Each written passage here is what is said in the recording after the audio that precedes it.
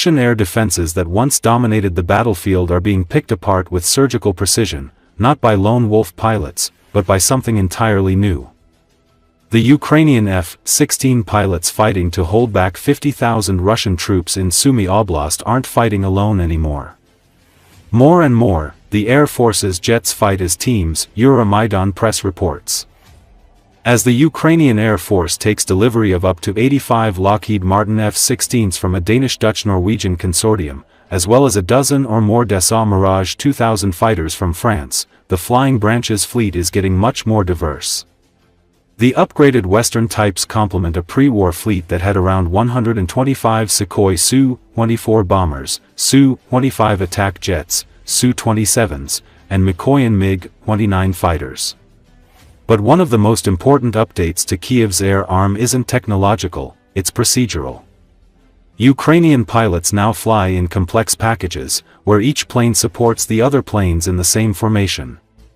This specialization, and teamwork, first became possible as U.S. contractors helped Ukrainian airmen modify their Su-27s and MiG-29s to fire American-made AGM-88 high-speed anti-radiation missiles, which home in on enemy radar signals from as far away as 148 kilometers. Ukraine's ex-Soviet jets lack internal radar jamming equipment, so they need help fighting their way through dense Russian defenses. Sukhois and MiGs armed with HARMs can escort bomb-laden Sukhois and MiGs to their targets, Euromaidan press says.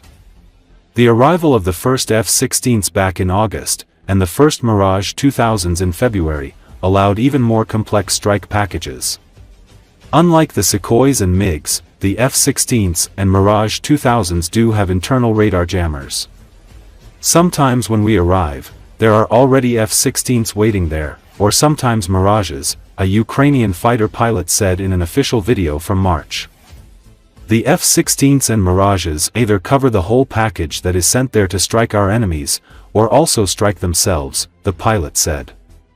So while some F-16s are flying attack sorties over Sumy with American-made precision glide bombs, others may be flying jamming missions to protect the attackers, while other Ukrainian fighters, perhaps Su-27s, target the Russian air defenses that the F-16s and Mirages can't jam, Euromaidan press says. These complex fighter packages still don't risk striking very deep inside Russia, where the air defenses might be prohibitively dense.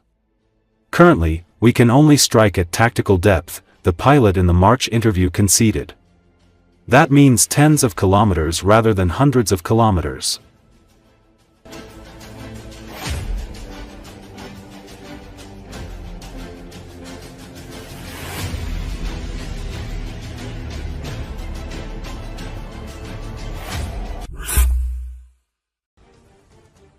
Experts say Operation Spider's Web has rattled Putin's inner circle but has not undermined Russia's military goals. At the same time, the Kremlin will continue to launch missile strikes on Ukraine, since even before the June 1st emergency, Russia did not use many aircraft for this purpose. However, a deep raid into the rear of the Russian aerospace forces is a strong blow to the Kremlin.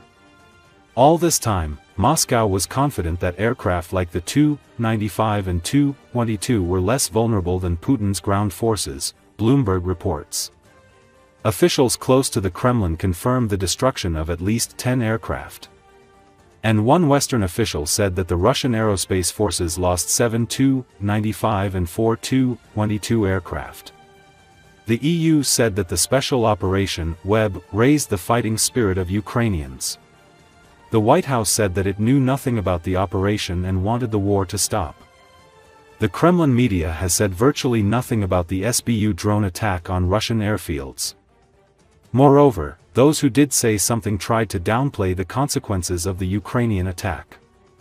The SBU stated that 41 Russian aerospace forces aircraft were hit, including Tu-160 and A-50.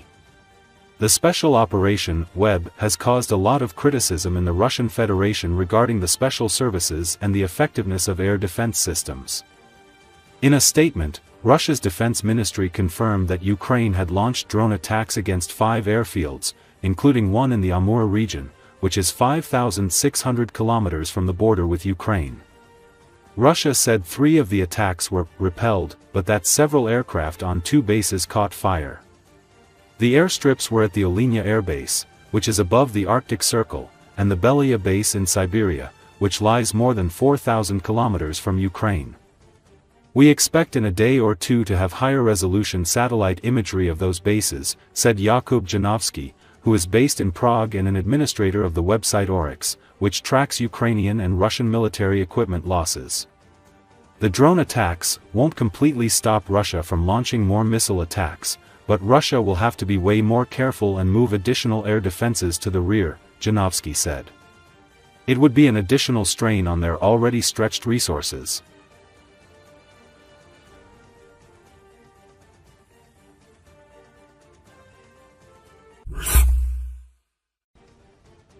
While Ukrainian drones were destroying strategic aviation and experts were talking about a Russian Pearl Harbor, 72-year-old Putin disappeared.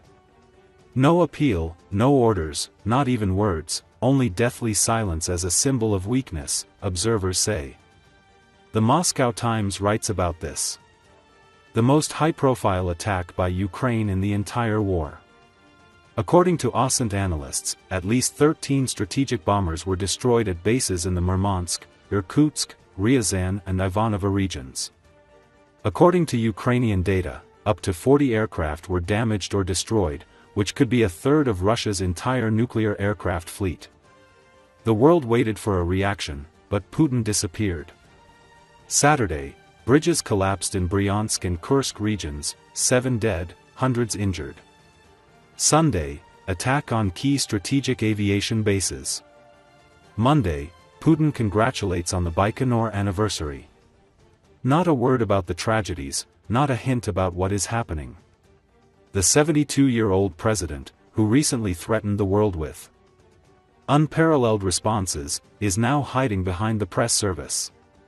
Against the backdrop of Zelensky's decisive appeals, who instantly reacts to even the slightest events, Putin's behavior looks comical and cowardly. Even Medvedev, known for his nuclear threats on Telegram, has fallen silent. The State Duma is in a stupor. The Defense Ministry limited itself to one phrase about aircraft fire. Even the head of the delegation at the negotiations with Ukraine, Vladimir Medinsky, instead of assessing the situation, said that he was in a good mood after arriving in Istanbul. According to Phillips O'Brien, a professor of strategic studies at the Times, it is the most remarkable and successful operation of the Ukrainian armed forces in the entire war. He calls it a stunning blow to Russia's nuclear triad, the consequences of which the Kremlin has yet to comprehend. Z channels are in a panic. The destroyed Tu-95 and Tu-160 are no longer produced, it is impossible to restore them. According to SIPRI, strategic aviation accounts for 580 nuclear warheads out of 2,673, almost a quarter of the entire nuclear arsenal of the Russian Federation.